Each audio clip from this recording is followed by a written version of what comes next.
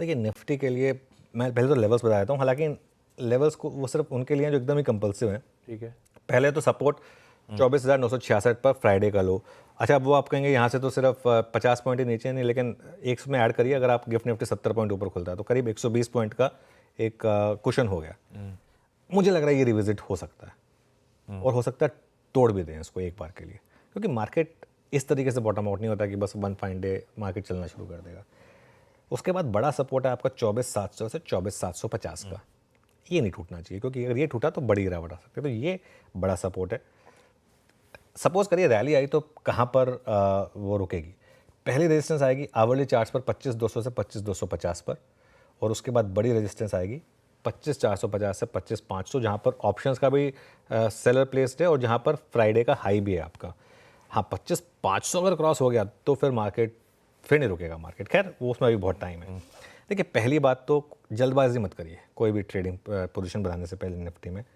पहले मार्केट को देख लें, 1 घंटा ऑब्जर्व कर लें और देख लें कि मार्केट कहीं वापस ये ऊपर से नीचे पटक के मारने वाला तो नहीं है। ठीक है, पहले उसको देख लें। और इसके लिए मैं चाह रहा हूँ कि बड़ा गैप अप ना हो, क्योंकि बड़े गैप अप में दिक्कत हो जाती है। 40-50 पॉइंट का गैप अप और फिर थोड़ा कूल ऑफ हो जाए ना, वो मार्केट के लिए बेस्ट केस सिनेरियो होगा। खैर एनीवे, पहले हाफ में तो मुझे लग रहा है दोनों तरफ की ट्रेड काम करेंगे पहले हाफ में। दूसरे हाफ में आज की बड़ी ट्रेड अगर कोई है तो मेरे ख्याल से वो होगी शॉर्ट कवरिंग। अगर मार्केट में शॉर्ट कवरिंग आई सेकेंड हाफ में, अगर हमने 24,900 के ऊपर हम टिकने में कामयाब रहे, 24,900 के ऊपर, और ज़्यादा वीकनेस नहीं दिखी मान लो, और ग्लोबल क्यूज भी ठीक ठाक लगने लगे, तो सेकेंड हाफ में मुझे लग रहा है बड़ी शॉर्ट कवरिंग पॉसिबल है। और अगेन मैं कह रहा हूँ, आज इंट्राडे में मार्केट जो मर्जी लो लगाए, मुझे उससे कुछ फ़र्क नहीं पड़ेगा, लेकिन क्लोज इंपॉर्टेंट है। अगर मार्केट में आज हाई पर क्लोज हुए तो एटलीस्ट कॉन्फिडेंस लौटेगा मार्केट में वापस। हाँ ज़रूरी। दिन के हाईस पे अगर सेशन की समाप्ति हो रही है तो भरोसा शायद रिकवरी ट्रेड पे लौटता हुआ नजर आए, पर आज का सेशन शायद दोनों तरफ के मौके दे। गाइड करने के लिए होंगे स्क्रीन पे कंटिन्यूस सेशन पे, लेकिन अपफ्रंट ये लेवल्स की जो है वो वॉच आउट करने के आपकी स्क्रीन पे प्रोड्यूसर साहब ने लिंक भी डाले। मंडे है, मिड कैप सिलेक्ट की और बैंकेक्स की एक्सपायरी का दिन। लाइए निफ्टी बैंक भी स्क्रीन पे रख दीजिए, क्या करा जाए यहाँ पे।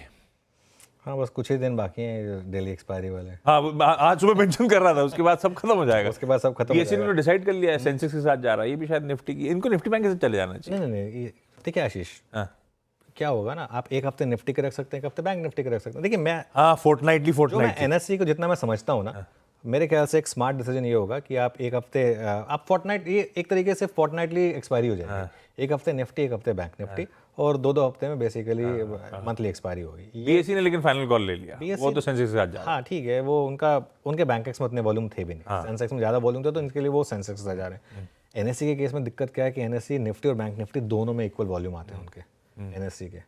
कई बार तो बैंक निफ्टी के केस में ज़्यादा आते हैं, तो इसके लिए। लेकिन मेरा ये मानना है कि एनएससी स्मार्टली प्ले करेगा इसको, एक हफ्ते निफ्टी रखेगा, एक हफ्ते बैंक निफ्टी रखेगा। मतलब अगर देखिए कोई भी स्मार्ट डिसीजन मेकर होगा वो तो यही करेगा। अब एनएससी में बहुत स्मार्ट लोग हैं, मेरे ख्याल से वो यही डिसीजन लेंगे। खैर एनीवे, पहले बैंक निफ्टी की बात कर लेते हैं। बैंक निफ्टी में एक हमने जस्ट डिस्कस किया था एचडीएफसी बैंक में डबल टॉप का, जब वो 1800 नहीं क्रॉस कर पाया था। 1794 उसका हाई था और 1788 इस बार की स्विंग में हाई लगा। इसका एक महीने का चार्ट रखेंगे ना, उसमें तो वो हाई लो जो है ना वो आपको दिखा देगा। हाँ, 1794 हाई था, और उसके बाद 6 महीने में 1794 और 1 महीने में 1788। तो 1794 नहीं क्रॉस कर पाया, और उसके बाद देखिए क्या ज़बरदस्त तरीके से गिरा। जितनी रैली बनी एकदम एक प्लेटो हो गया ना, एकदम बिल्कुल सिमेट्री है, एकदम जिस तरीके से हम चले थे उसी तरीके से हम नीचे आ गए यहाँ पर।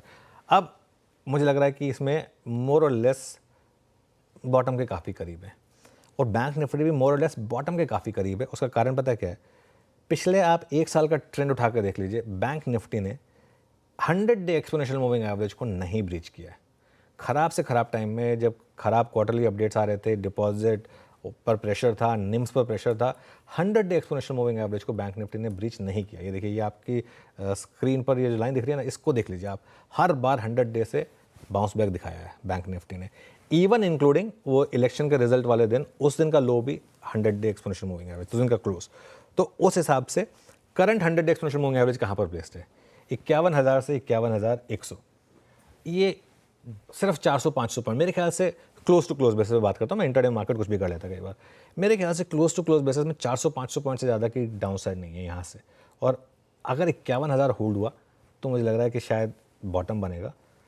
अगेन मैं कह रहा हूँ, लेकिन यहाँ पर एक अप्रोच ये हो सकती है कि आप वो 400-500 पॉइंट के रिस्क के साथ एक लॉन्ग ट्राई करें, लेकिन उसमें भी स्क्रीन को देख कर करें, पहले से प्री मेडिटेड ट्रेड ना लें।